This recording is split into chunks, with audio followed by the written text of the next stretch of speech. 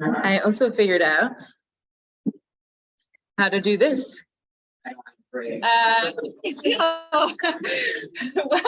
to our, I think, fourth Friday forum of the semester, and we're really excited to be hosting Luke Green, who will be talking about the financialization of higher education institutions in the UK. Luke Green joins us from Newcastle University. He's a third-year PhD candidate there, and we are excited for him to be visiting Chicago for a month or so. Yeah. Month and a half. And just to give you a heads up, we have one more Friday, quote unquote, Friday forum planned for this semester. Monday, April 10th, we will be hosting Laura Wolf Powers, and she will be presenting on her new book, University City. And Derek's actually going to be helping kind of facilitate that. But if you've missed any of the other Friday forums for this semester, we do have a website where they are posted. The recordings are posted for you to check out if you would like to do that. Just a few things to keep in mind, because we are doing a hybrid in-person and Zoom event. We're going to save questions for after the presentation. If you're online, please keep yourself muted. Feel free to put questions in the chat or use the Q&A.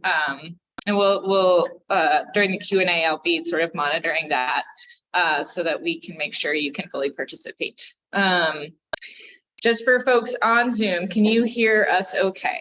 Can you just do like a thumbs up or a quick chat? Yes. Perfect, thank you. Okay, so with that, I am going to switch over to Luke.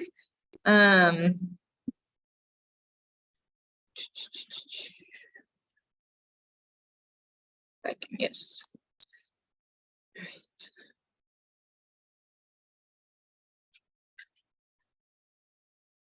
Right, and you should be able to just use the arrow buttons on my computer to switch. Yeah. Super, thank you for the intro, Lindsay. To see me talk. Yeah, I'm visiting from Newcastle University on something of an academic vacation, really. I think we described it as last week, Rachel. Just to explore Chicago. A cool place to explore is to meet some of UIC's excellent geographers and and hear your thoughts on some of the work I'm doing. I researched financialization of UK higher education, and I'm particularly interested in changing universities as a basis in and the role that this plays in broader processes of financialization underway in sort of elite universities. These institutions have emerged as really quite prominent players in urban real estate markets, as major investors in real estate development projects, both on their campuses and in their wider cities and regions. And these projects, these real estate projects, have been described as increasingly experimental, speculative, and financialized. So today, I want to think about why universities have emerged as such active developers of real estate, particularly in innovation developments. Hopefully, some of my sort of research speaks to some of the activities going on at UIC in Chicago. And I want to think a bit more about what exactly is speculative about universities' real estate development activities and some of the limits of financialization.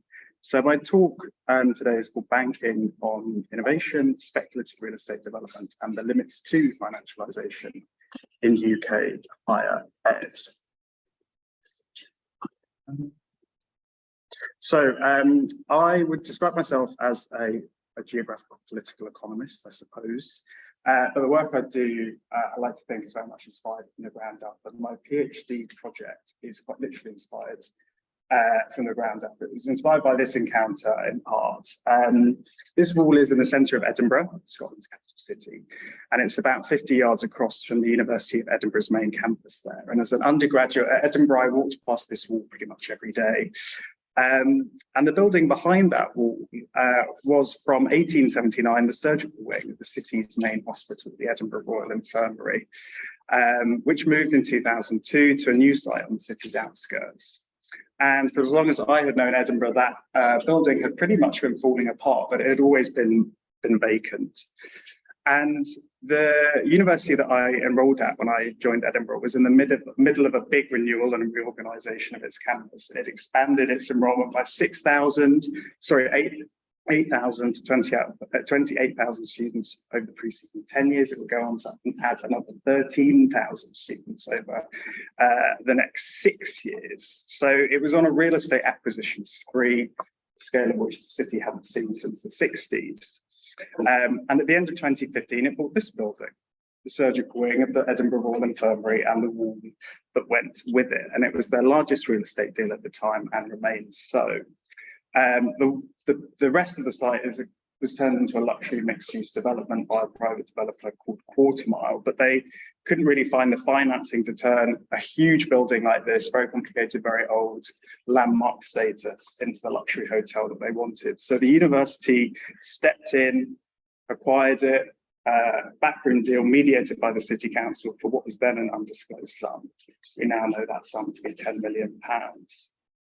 And it's little wonder, given what had happened with the rest of the site, that citizens were criticising UAE's complicity in gentrification. And when I took this photo in 2018, the university had just announced what they were doing with the site, which is this, the Edinburgh Futures Institute.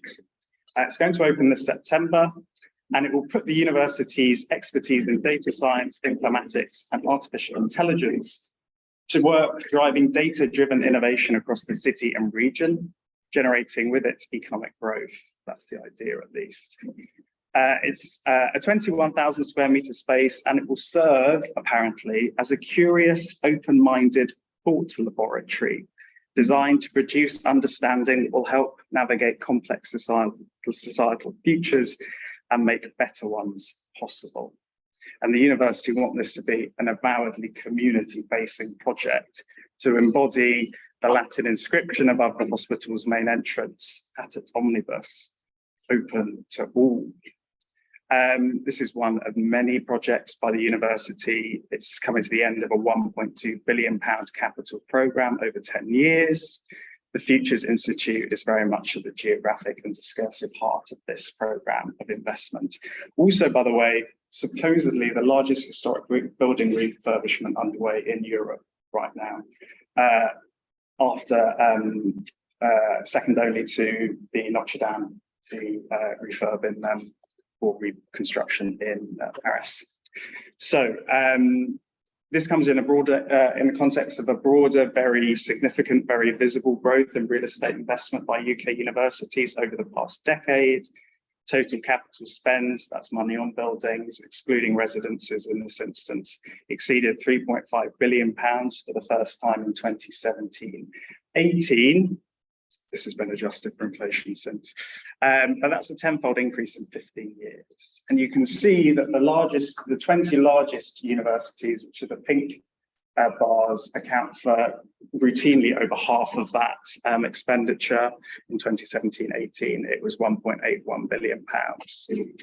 So to finance this investment, universities have been borrowing money, lots of it, and ostensibly more and more of it. This chart shows the growth of publicly and privately listed debt placements over the past decade. And it's this dimension of financialization which has caught the attention of academics, media commentators, and campus unions alike. But I want to suggest that debt does not account for every penny spent on new university buildings. Even a simple back of the envelope sum, £300 million bond issue to £1 billion capital programme, suggests that much more than debt is fueling universities' financial experimentations in their urban landscapes. So the questions I asked myself when I took a picture of that wall, how are elite universities like Edinburgh affording to do this? What are the financial flows making landscapes like the Futures Institute possible and others not? Why are they motivated to do this? And what does it all mean for their own financial futures and those of their cities? So today I'm going to very briefly describe the rise of real estate concerns and the literature on finance and higher ed. I'll introduce two case studies that I'm looking at And I'll return to the Futures Institute really to argue that elite universities like Edinburgh are leveraging their elevated positions in their local political economies to develop creative approaches to financing their real estate ambitions, approaches which involve also go beyond issuing debt. And so I suggest that universities are banking on their own versions of financial innovation to deliver their innovation developments. So I won't sort of labour this point, but I will just say that a couple of sort of UK specific things. University real estate essentially was, until about 2 decades ago, predominantly financed by government investment, but they've had very little meaningful investment since about the 60s, when there was a big wave of expansion in UK higher ed. So around the turn of the century, most university real estate really was 50 years old, and it was expiring. Universities were also at that time being thrust into a super competitive global marketplace with students, and particularly in England, the introduction of a sort of an increased tuition fee imposed kind of market-like conditions in the UK in a way that we hadn't seen before. So money to universities was following students, and admissions arms race caused, or so the kind of stylized account goes, a amenities arms race, particularly to attract higher fee paying international students. But also in their capacities as urban actors, universities have been subject to greater scrutiny, because the expectation is that universities funded in part by precious public pounds have to articulate their social and economic impact to an increasingly irate taxpayer, as Peter Fleming has put it. So they're expected to assume more active roles, delivering the neoliberal growth agendas of their local governments. John Paul Addy has said, for example, that urban regions and HEIs, higher ed institutes, are partners in a competitive dance that they both believe they need to involve themselves in order to survive. So real estate's being leveraged by universities to defend and improve their position in capital's division of labour, and to finance that, as I've suggested, by turning to capital markets increasingly. So the real estate has been conceptualised as the Trojan horse via which financial actors, metrics, logics penetrate the university. The financialization of higher ed has attracted some sort of critical commentary in the geographical literature. This notion that higher ed is a sort of critical case of financialization proves for some that nothing is safe and sacred anymore from the pernicious effects of financialization. But most scholarship leaves sort of what finance is, what it does, what counts as financial innovations in higher ed, black box. So I'm going to suggest that we need accounts which are more empirically and geographically specific, more process-oriented and mechanism-oriented, and that places financialization in specific instances of financialization in specific financial contexts. Also recognizing that geography is something which is constitutive of financialization and is not kind of an inert backdrop of the process. So with that in mind, my fact-oriented, I suppose, geographical political economy take on financialization in higher ed. But this is here as a placeholder. We can come back to it maybe in the questions, really just to say that there's no such thing as a UK higher ed sector. Higher ed kind of policy wonks get very distressed when you talk about UK higher ed. There are 4 systems, England, Wales, Scotland, Northern Ireland, so differently funded, slightly differently regulated, but they are all essentially non-profit, quasi-public institutions. Formally independent while relying on a sympathetic government.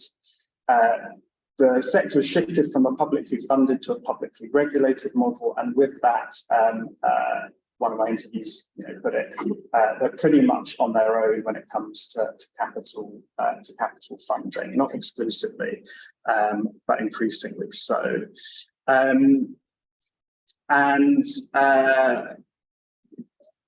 with this, we've sort of witnessed the rise of entrepreneurial kind of behaviours, managed risk taking, kind of pursuit of kind of commercialisation opportunities on campuses, and so on and so forth. Nothing ventured, nothing lost is supposedly not a slogan for institutional success in UK higher ed anymore. And I'm thinking really about financialisation of higher ed as something which is sort of proceeded as a result of government efforts to withdraw public funding from the sector. So essentially as a kind of adaptive response to neoliberal reforms, austerity induced neoliberal reforms. So I'm looking at two case studies. I regard these as extreme similar case studies or institution cases, the University of Edinburgh and the University of Manchester, Manchester being in northeast England. By extreme, I mean that they're positioned at the forefront of financialisation in higher ed, and you'll see some figures in a moment which I can use to support that assumption. And by similar, I don't mean that they're similar institutions, because they're quite different historically, organisationally, but that they are similarly positioned in an otherwise very heterogeneous sector. And these, roughly speaking, are the things that I'm interested in. How have their real estate and financial strategies evolved? Why and how have they funded and financed and delivered specific capital projects? And what are the wider consequences, very broadly speaking, of these financial flows? We can talk about methods maybe at the end if you have any questions. I've done interviews, a stupid number of them. I did about 90 or something ridiculous. Participant observation at sector conventions, which was really useful to get a sense of how the need for real estate is kind of co-constructed by different actors operating in the sector, and some kind of number crunching and various other things. So if nothing ventured means nothing gained, then few institutions in the UK embody that ethos quite like Edinburgh and Manchester. As one Manchester exec put it to an interview of mine over coffee at a convention, you're nobody these days if you don't have £1 billion capital programme. Edinburgh's strategy has been, quote, to really encourage academics to have ambition, which was very much downplayed up until a decade ago. Their mantra was that if you, being an academic department, can present a compelling business case that adds incrementally to the university's bottom line, we will find the financing for you, for your project. So this is where they are situated in the sector. You can kind of see the scale of the heterogeneity I was talking about earlier. The 5 or 6 biggest spenders, you can see 5 of them routinely account for a quarter of the spend in the UK sector between them. So that's why I'm interested in sort of the head of this very kind of skew with graph. So have they been financing their real estate? They're building small, tight, supposedly reputationally risky networks. Manchester have been doing deals with an Emirati state-owned investment vehicle called Masdar in some of their graphene innovation buildings, for example. They've been growing their surpluses, disposing of suboptimal or strategically suboptimal real estate to reinvest and leverage it. Edinburgh, this is another one of their acquisitions. They bought a fire station. They also bought a kindergarten. They put 3 7-holes in a kindergarten. They put some teaching facilities in an old police station as well. So the state have been stripping themselves or state bodies have been stripping themselves of assets, and the university have been just buying them up, essentially in Edinburgh. And that's all from finance to reserves. And they've led the turn to capital markets, project financing deals, and so on. This is one of their residential complexes at Edinburgh. It's a project financing initiative, largely similar to the one that was used to fund the ARC on the UIC campus. And Manchester, this is the biggest single construction project ever in UK higher ed, £350 million building. That fits more people in it than some UK universities have, like people. It's huge, and it's also ugly. It's so ugly, but anyway. One of the things, I'm not going to talk about this too much, but one of the things I've been doing is thinking about the opening up of capital markets in the UK sector as a very protracted process of market making. So everyone sort of speaks of sort of debt suddenly appearing as a solution to universities, but intermediaries had to do a lot of hard translation work between overwhelmingly North American institutional investors and UK higher education institutions to get that to work.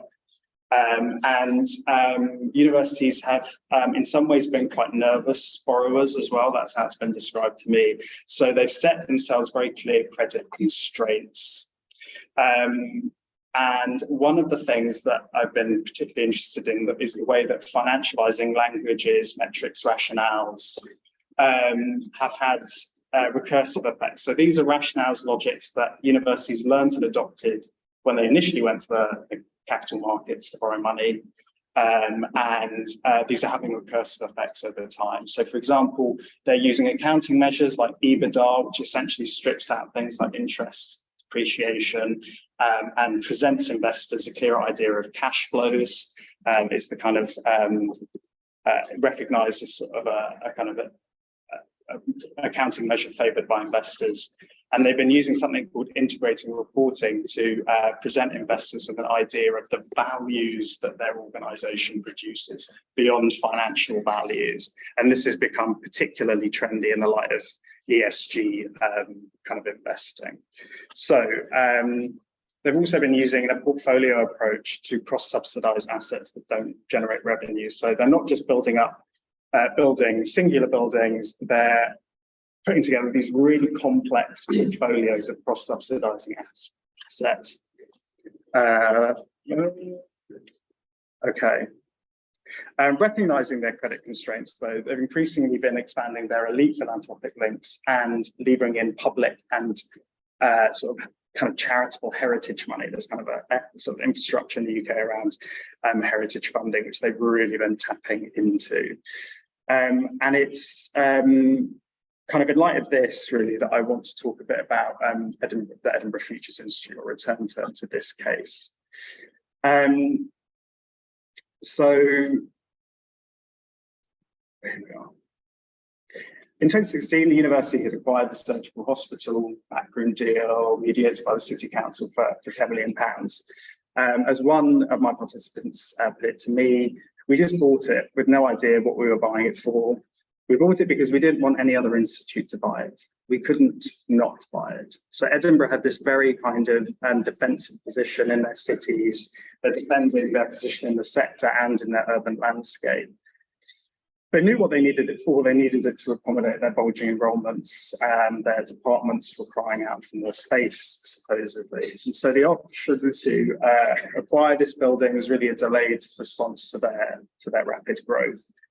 But they couldn't just use this building for seminar rooms. They needed a concept which they could use to monetize the space, to generate additional cash flows that would fund the portfolio, the capital portfolio over time. They'd originally earmarked it when they bought the site for an international business school, a huge growth area in UK higher education, because it recruits lots of Chinese students. They pay ridiculous fees. So the approval would be forthcoming from the board, that they could get the financing in place to do this project. The university's leaders needed a business case and a financial model of how this building would pay for itself, this redevelopment would pay for itself. They needed a financial story that was, quote, crisp and clear and simple. Business cases are new to UK higher institutions, and this is one of the sort of the really important developments I would suggest in the financialization of the UK sector.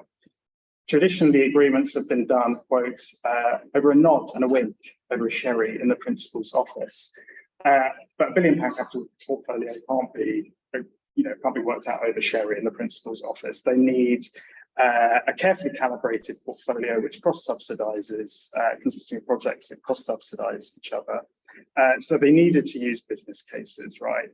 But university leaders could not get from the business school a coherent business case, because the business school essentially refused to commit to expanding their enrollments and the number of degree programs they offered. The academic who was put in charge of it, a professor of accounting, no less, supposedly couldn't organise a piss up in a brewery. We spent hours with him trying to explain how we would create a business case, but he couldn't get this idea of customers in his head. It'll be too difficult to explain this concept of customers to my colleagues. We're spreading education and understanding. And so the financiers said, yeah, but who's going to pay for it? They dedicated a lot of time, they told me, to this process, but the lack of financial literacy made this a really difficult project to progress. And what was happening here is the business school, in refusing to sort of abstractly conceive student customers as cash flows, or to speculatively to predict how many more customers or revenue streams they could initiate, it essentially rendered their claim on this space kind of impossible. So that mantra, put together a business case that contributes to the bottom line and we'll find you the financing, was not kind of a carrot, not just a carrot to promote academic ambition, but it was a sort of a stick used to kind of shape or financialize that ambition. So university leaders were confronted with the question, what do we do with a building? We need a concept, right? And the answer ultimately was the Futures Institute. And they arrived at that for a couple of reasons.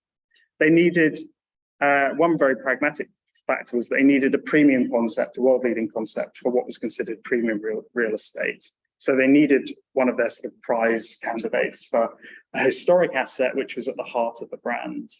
They were also deeply concerned at this moment in time about the need to incorporate this building into their much more assertive outreach efforts, because universities have been under pressure as partly publicly funded bodies to up their regional impact agendas in recent years. And outreach legitimizes their dominance as urban political actors, and they need a dominant position essentially to guarantee their futurity and to make sure that they always have a sympathetic government on side.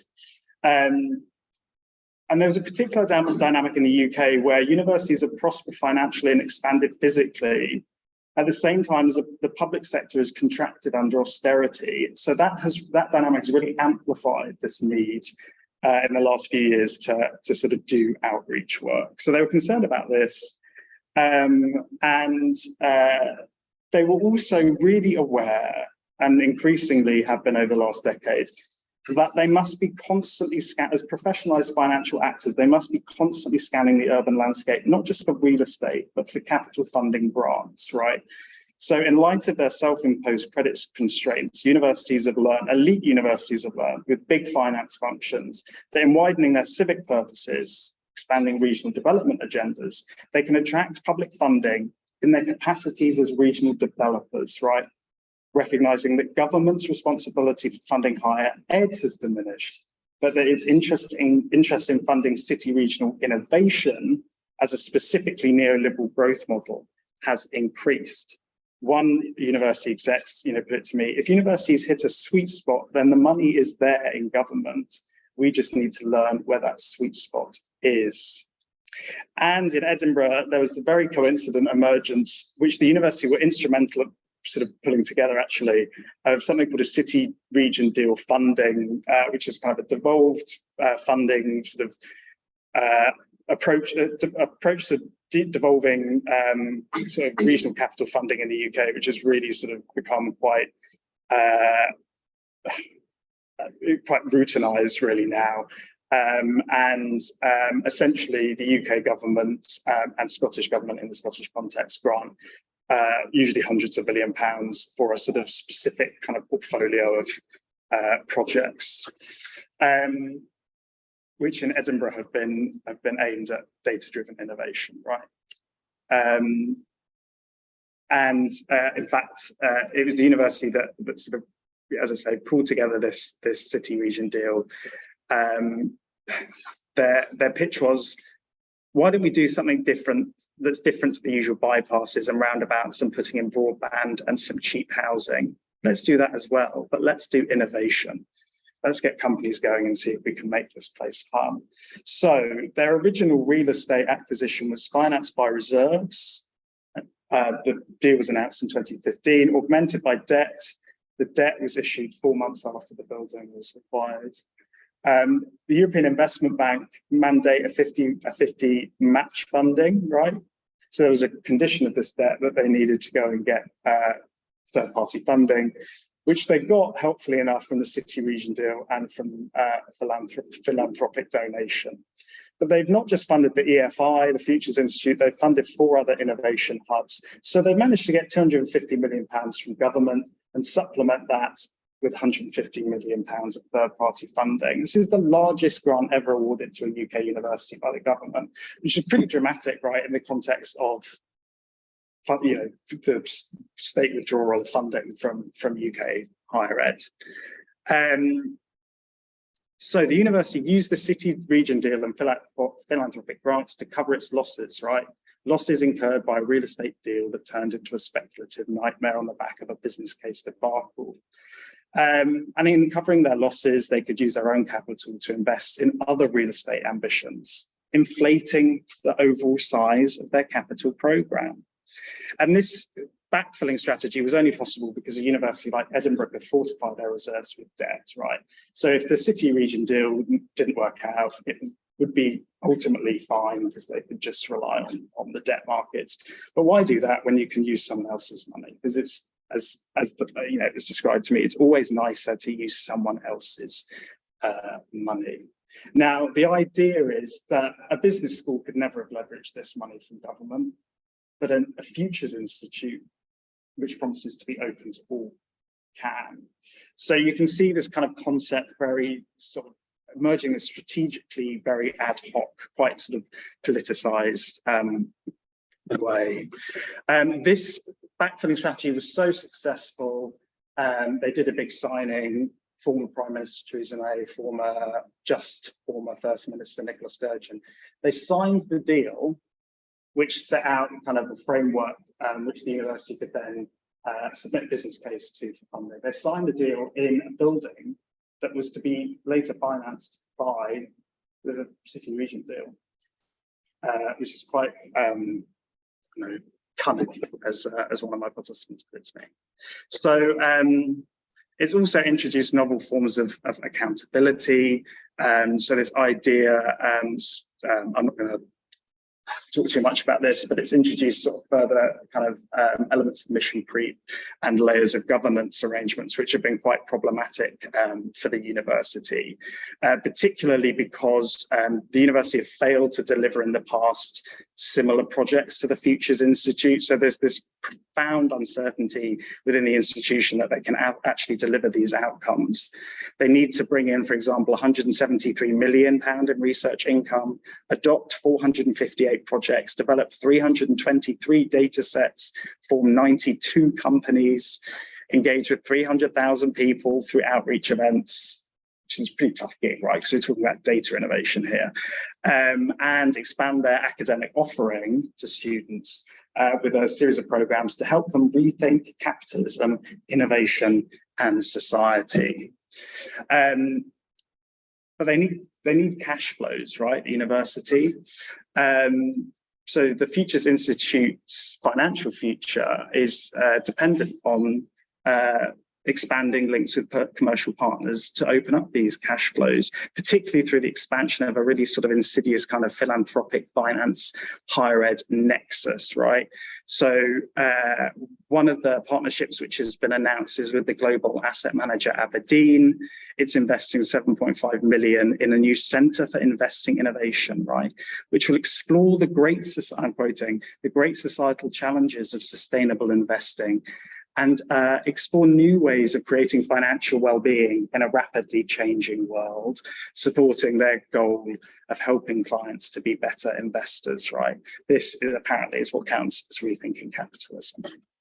So I want to propose 3 explicitly financial rationales which have driven innovation in this context, recognizing there's a ton of literature on innovation, and I've arrived at this through an interest in finance rather than through conceptually understanding what innovation is, right? So first, a need to widen, the universities need to widen their civic purpose and their social values that citizens attach to the university, right? Laura Wolf-Powers has written about this, is, I think, specifically a financial imperative. The shift to integrated reporting, right, this idea that universities produce value, right, that's not just financial, and they use that to attract finance and to attract cash flows, means that all university values and activities, be that social impact or whatever, become financially valuable, in the sense that they're used to judge the creditworthiness and desirability of the university as a lending proposition. It's a commercial partner.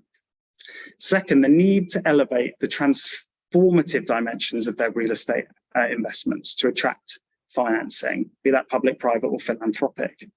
Funders supposedly don't want to fund things that have been done before. They've got to show that they're funding things that are interesting and moving the world forward. And third, the pursuit of future cash flows is really important because it funds the building over time, but it also supports future investment, right?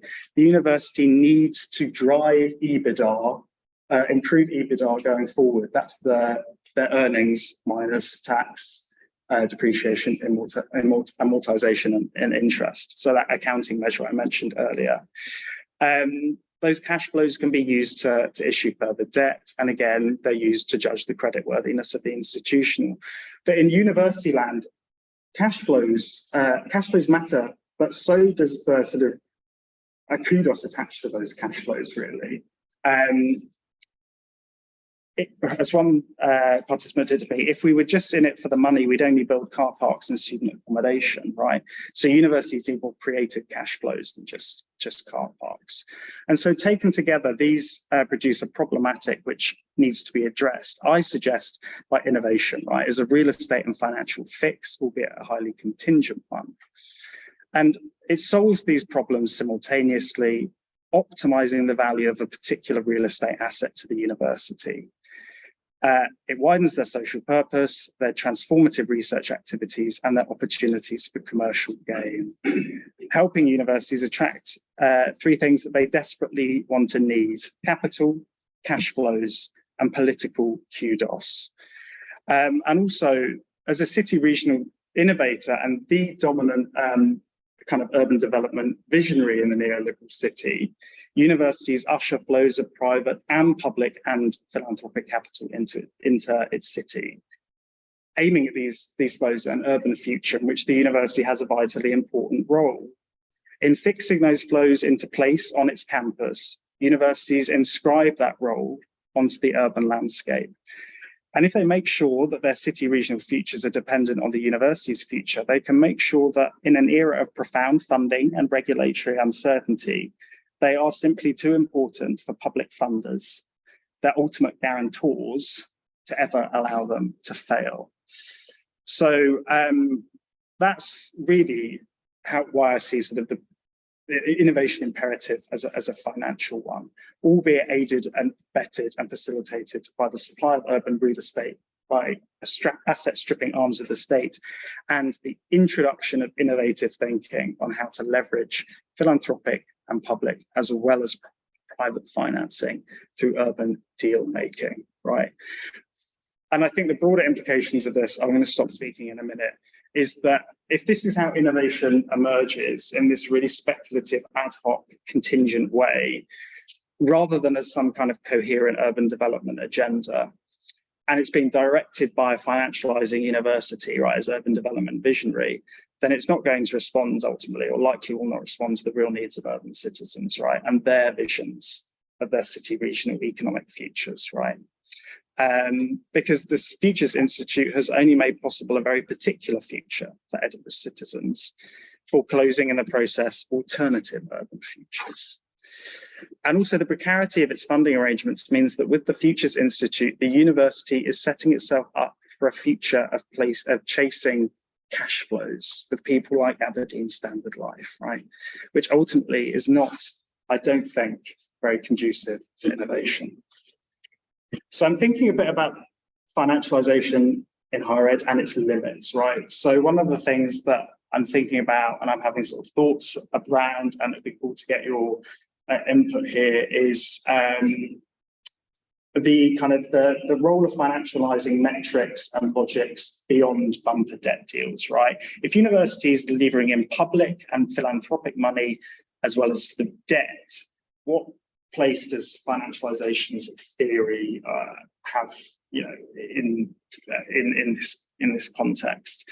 And I suggest that actually financializing metrics and logics are having kind of recursive effects in the way that universities relate to, well, the rest of the world, basically, urban citizens, their funders, their local government, their city governments, and so on. I also think it's interesting to think about the way that private and public capital flows are being coordinated by universities, and that the need for particular real estate assets are being co-constructed. It was interesting that participants described to me the enduring importance of public sector investment in higher education, even in the context of, you know, increased involvement of private partners, because public grant making signals to private investors what is a legitimate real estate or research need, right? It greases the wheels of kind of financialization in higher ed in some ways. So I'm sort of thinking about that a bit. I'm also thinking about how financialization is kind of this limited, resisted thing in the institution, but intriguingly, something which is fundamentally driven by academic ambition. Academics like to think that they are, you know, these sort of self-reflexive community that would not endorse kind of financialized real estate investment. You get a very different narrative, as you'd expect, when you talk to financial managers who actually were quite honest about the vitriolic kind of treatment they got from academics, who, when particular academic projects were not prioritized in the capital program, right? So this notion that academics drive real estate need, I think, is something which is interesting. But also the financialized uneven development of universities and city regions, right? The uneven development is something that's uneven and mutually constitutive. And it's worthwhile, I think, thinking about financialization as being shaped as something which is shaped in specific urban financial conjunctures, which is a kind of an element of this process which the literature has kind of so far overlooked. So yeah. Thank you for listening. Hopefully I've provided some interesting tales from the UK. I've tried to present innovation real estate as something which is the speculative approach by universities to securing their financial futures, funded and financed by their versions of financial innovation, which go beyond debt. I've thought a little bit about how financialization is shaped in the context of specific urban financial conjunctures, and as a result is a process which is contextual, of course, contingent, and in important ways limited. Thank you.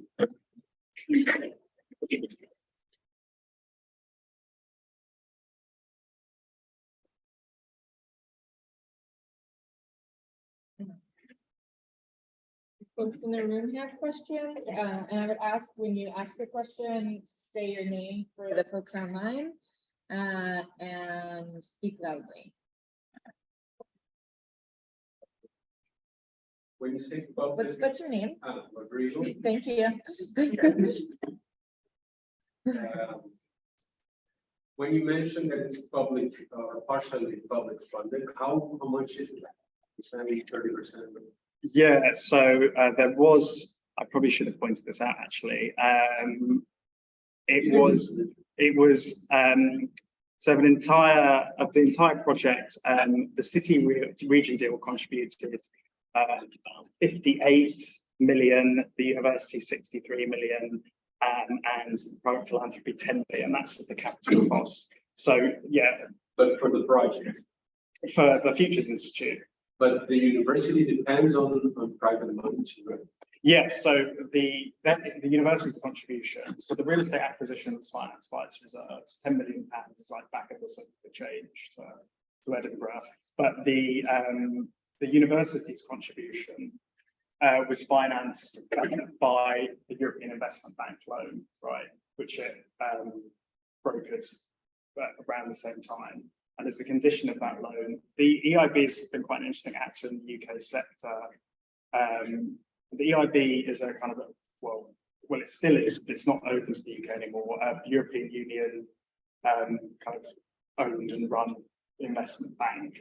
So the money that it loans comes from the member states. And so it has a mandate, it has a lending mandate. So it invests in things which are kind of ostensibly kind of drive kind of inclusive regional development, things like that. And so they really like to lend into UK higher education institutions when they recognised that universities were borrowing because they were really credit worthy, they were a really good bet, because they were doing things which allowed them to say that they were kind of like a development bank. Yeah, kind of a version of a development bank. So, but that the EIB, any money that they contributed to a project, they had to be a match. So it couldn't contribute any more than 50% of a. I've got a follow-up question. My name is Andy. I'm a 6-year student, PhD student. What can you talk more generally about what kind of revenue streams, where they come from at these large universities like Edinburgh, Manchester? Yeah, so Thinking a lot of what you said was really sounded very familiar and to like the US context. Yeah. I'm wondering if kind of the broader higher ed context is very similar as far as like students taking out massive debt. Like is all of this kind of like built off of other types of debt and financial? Yeah, that's a really good question. It gets a bit complicated because different students pay different amounts. But if you're a Scottish student going to Edinburgh, you don't pay fees. The Scottish government make a contribution on your behalf, so you don't end up in debt. But as an English student going to Edinburgh, I piled up debt like you wouldn't believe it. Yeah. So because I I think we don't. I pay English students pay fees, or UK students pay fees, and government will give you loans for those. So that's why but that doesn't actually oftentimes, depending on what is the students learning, cover the cost of teaching them. Teaching domestic students generally loss-making universities, which is why they make up the difference by recruiting postgraduate students.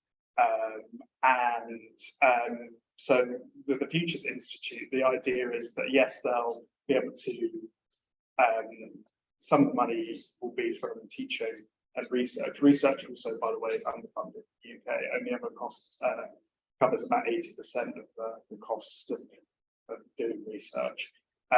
So to make up the losses, that's where something like the Futures Institute enables them to enhance kind of international student income.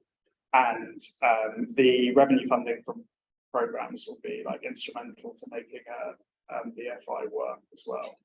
How has that changed post-Brexit in terms of relying on the number of students, particularly international students? It hasn't. I think so. Edinburgh was really terrified about sort of reputationally the damage that Brexit would do, but materially, I don't know, maybe not Scotland, but I guess the same. I just was thinking maybe a bigger impact on Manchester. I wouldn't really know enough to be able to sort of compare, but sort of, I don't think there's any sort of materially been any great impact from Brexit on a university like Edinburgh because it's such a selective university. But I think it probably did. I don't know if this would be an endorsed kind of message, but they probably did well out of it in a way because before Brexit, EU students in Scotland paid the same rate as Scottish students. So now they can charge the EU students international fees. They were worried that the EU students wouldn't turn up, but I think actually it's not been a problem. Yeah. Third year patient student. Still the Brexit question is: are the European students charged international? And as you just mentioned, Yeah. but I think don't they have like discounted? And I wonder, okay, yeah, this is very good. Yeah, so in the EU, if a government offers its domestic students free tuition, it has to extend that offer. If a government offers government funded funding for a student to go to a university in that country, they have to extend that offer to EU students. Right. But because in England, they didn't extend that offer to its own students, English universities, even before Brexit, were charging EU students international fees. Right. Post-Brexit, because Scotland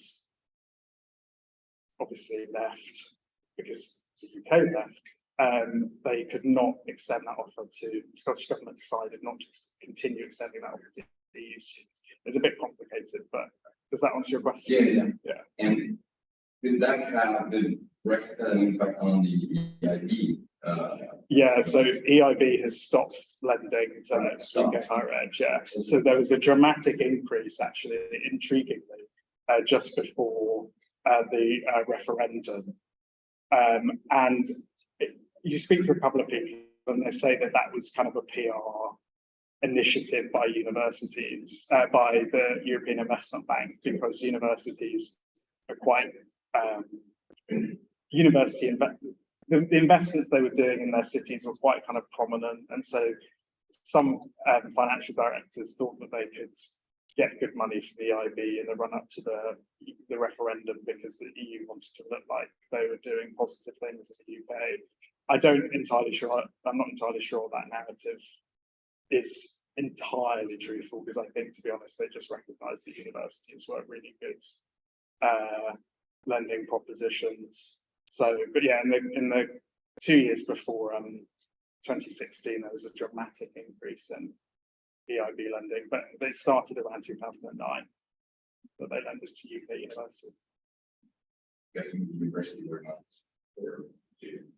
Oh, no university. Well, no university, town or city in the UK was for Brexit.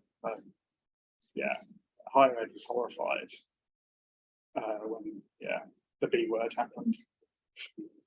Rachel, and I just want to commend you. It was a great presentation, very provocative, because of I think some of the similarities, but also some of the pretty big differences. And I like all of your framing of the university as a developer and sort of what's driving it. And maybe this is kind of a big question, but when I think about universities as developers, and again, in the United States, we have a long history of that. On one hand, you think that it makes perfect sense, particularly at this juncture in time, as you point out, with the state kind of de-acquisitioning, like, the public sector sort of giving up both land and buildings, and the university is a kind of quasi-public, quasi-private kind of entity. Sort of makes sense that they have other funding streams they may be able to acquire sort of the remnants, if you will, of the state. There's that sort of I like the connection you made with kind of larger sort of austerity politics. Universities are similar to states in that they get public funding, they're bureaucratic, they're slow moving, they have other kinds of claims on what they do, not just sort of bottom line financial ones, but knowledge creation and all these other, to what extent those are purely aspirational, or leave that sort of others to decide. But so on the one hand, it makes perfect sense that the university should act as a real estate developer, or sort of take that mantle, sort of willingly and robustly. On the other hand, and I think your presentation points this out, when you have universities as developers, you have this kind of clash of cultures internally, and you talked about sort of resistance to the financial. In some ways, it may not be like students rising up and being upset about gentrification, but it's sort of trying to convince or enroll existing university personnel into the project of, being developers. There's a lot of friction. It's just, you move from these kind of sherry, kinds of discussions in these intellectual discussions to very sort of, crass commercial kinds of goals in your discussion of the business school.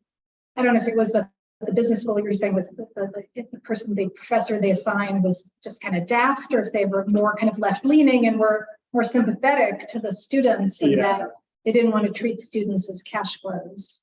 So you're going to find a lot of that kind of resistance in some ways internally. It's just not always a great fit. So you can do, you can bring in new personnel, you have separate, and I think that's why it's like you have these different offices at universities. And it's like they're speaking an entirely different language, and never do these, sort of two parts of the university necessarily meet, except for in cases like our program, where like I invite the guy who's in charge of capital programs into my class to talk about how they funded the ARC. So, but it's very rare that there would be any kind of sort of interaction between those two sides. So I guess it's not so much of a question, but of a comment where you see like, in the universities have been developers for many, many years, but like what's different about it now? And I think this very sort of intensive kind of financial adoption of financial logics and different kinds of money pouring in sort of then requiring universities to have different kinds of claimants, I think is an important aspect. Because for years, universities have been concerned. They have chased cash flows, but it's different. What's different? Like university, and the same in the UK as in the United States, universities have been going after big national grants. Mm-hmm. And I know in some ways in the UK, you're even more beholden to the grant giving apparatus at the national level. And there's such a strong audit culture, and everybody's always kind of, in fact, professors have been accounting for their time in different way, in a very kind of crass and commercialized way, at least from my perspective as an American academic, for a very long time, even in some ways before they started doing these kinds of deals. So I think in your work, and maybe you want to just comment, what do you think is sort of different about the now? These sort of very recent examples, how have things intensified? I think the Brexit context is also really important in terms of either counting on cash flows or thinking that there may be political barriers sort of set up for those. But this issue of finance has been there for a long time. Pressure for cash flows has been there for a long time. But if you want to try to define or describe sort of what is distinctive about these projects or this particular conjuncture in time, what would you say? Yeah, it's a really good question. I ask myself this question every time I sit down to write. Because, I think it's interesting. Whenever I have that kind of worry, I turn to my interview data, because I think in there there was a pretty overwhelming kind of consensus that in the last decade, 2 decades, universities have emerged as altogether there's been a sort of shift in their behaviours and approaches to financial actors. So they've always been developers.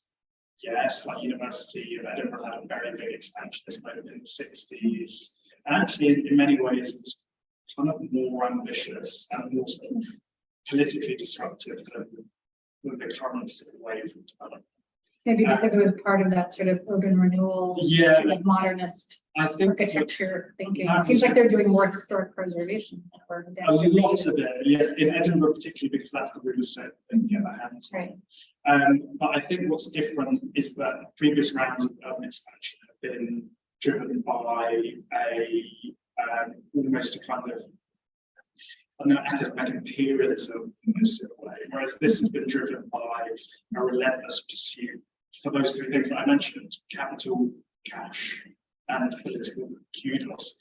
And the political dimension of the kind of financialization is really important, because never before really have there been universities have always waxed and waned in a relationship to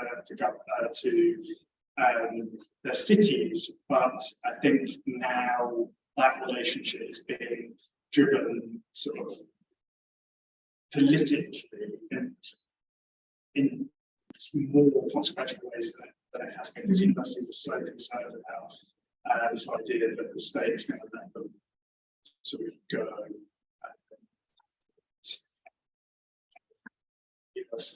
Well, that's a big question. Will the government ever allow you to play? Interestingly, the credit, when a university issues debt, the credit rating agencies assume extraordinary levels. Like borrowers corporates, but it is assumed that they are, for purposes of their credit ratings, they are essentially government bodies, yeah. Oxford University, credit rating, but the UK government, right? So, this question, will the universities allow UK universities to fail, is one that the rest of the leaders are obsessed with. And so they're relating to the state in a different way which is mediated by financial concerns. So what else has changed? I think the business case as a development over the last 10 years has been crucial. And also the way the notion of surplus is interesting, the way that people I spoke to in universities would refer to profits and they have to correct themselves. We need to increase surpluses going forward because they're non-profits, but they need profits. So the role of the surplus in as a sort of disciplinary tool as well, going back to your comment about the resistance thing, like universities now say to university campus unions, you've got hundreds of billions of pounds in the bank. Why can't you give us a raise, kind of things? Because these surpluses are crucial to supporting, a capital program that you say you need. So this constantly reminding constituencies in the university that you cannot invest in the future of the university without generating a surplus. To come back to your question, what's changed? The emergence of specific financializing market devices, which have assumed almost kind of religious, kind of mythical importance of particular kind of logics and rationales, of a particular kind of political consensus. What else? And also the emergence of, I think the portfolio thing that I mentioned as well is really important. This idea that they're delivering a really complex portfolio of cross-subsidizing assets. Universities have long borrowed money from banks, but that was secured borrowings against a singular asset which could be proven to produce revenues, i.e. it was a gymnasium or a student dorms. That's the only thing debt ever paid for. Yeah, with guarantee. Now, because they're this kind of like general obligation loans, which is secured against the covenant of the university rather than the cash flows which an asset generates, they can use debt to finance much more speculative stuff, right? Like the Futures Institute. The shift from secured to essentially unsecured lending. And the involvement of different actors as well, like the whole,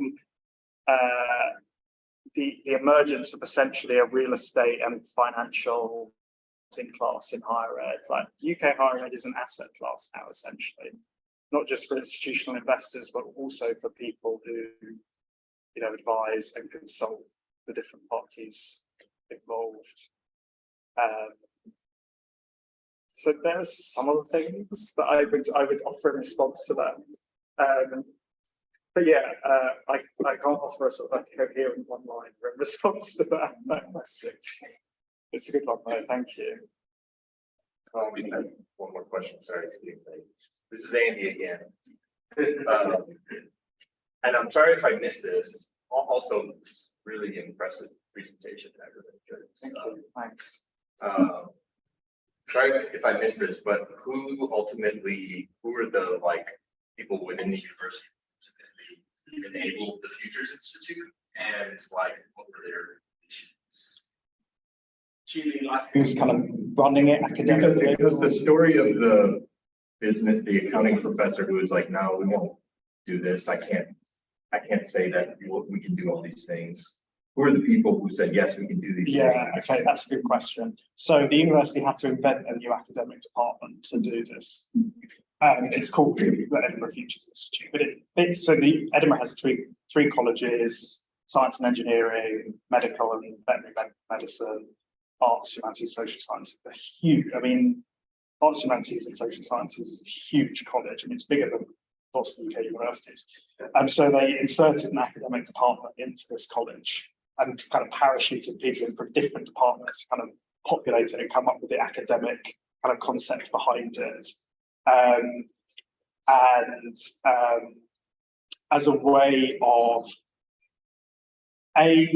making this look at least superficially like it was an interdisciplinary thing, because that's the whole kind of ethos, but also get around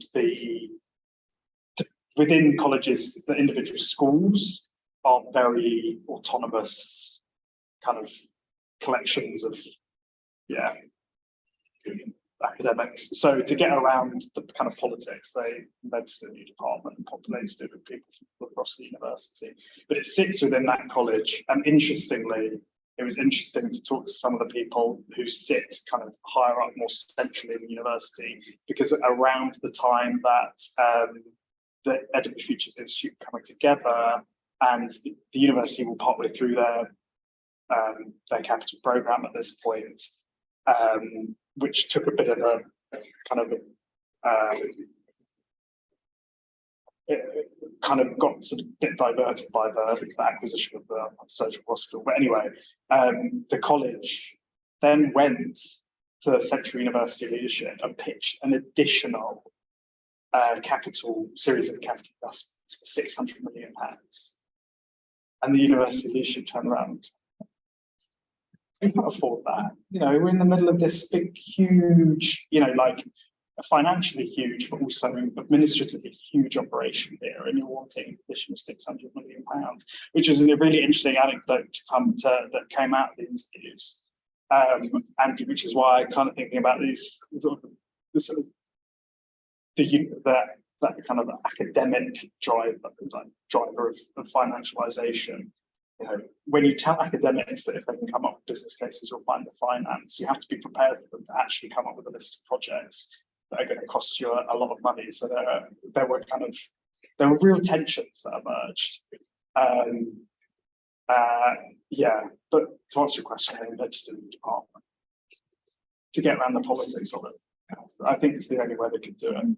I have one question. Is there anybody in that project that you feel is sincere about an interdisciplinary institution or something, or is it just like, knowledge economy, whatever, A good question. I haven't actually spoken to enough people attached academically to the Futures Institute to fairly offer an answer to that question, really. But I do believe that lots of people in the university believe this is a genuinely important and valuable project, and I don't necessarily think it isn't. I suppose as a kind of a financial geographer, I'm disposed to be critical of the cash flows which are sustaining the project.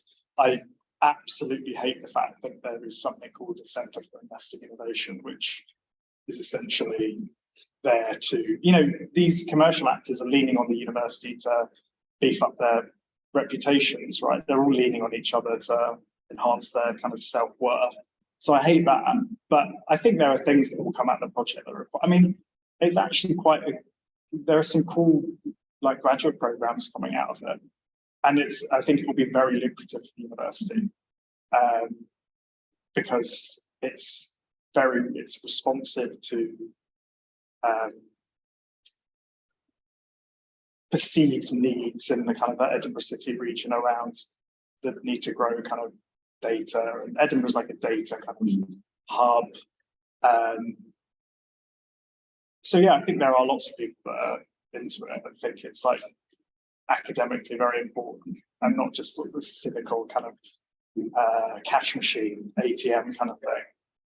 But it kind of raises, but it doesn't raise questions about kind of like how this whole research agenda that's coming out of this institute, like how it was constructed, and like, is it piecing together existing kind of like research needs and interests, or like to what extent is it that versus like, hey, we needed to come up with this really good cool business case. Yeah. And so like, Matt, we're doing this research.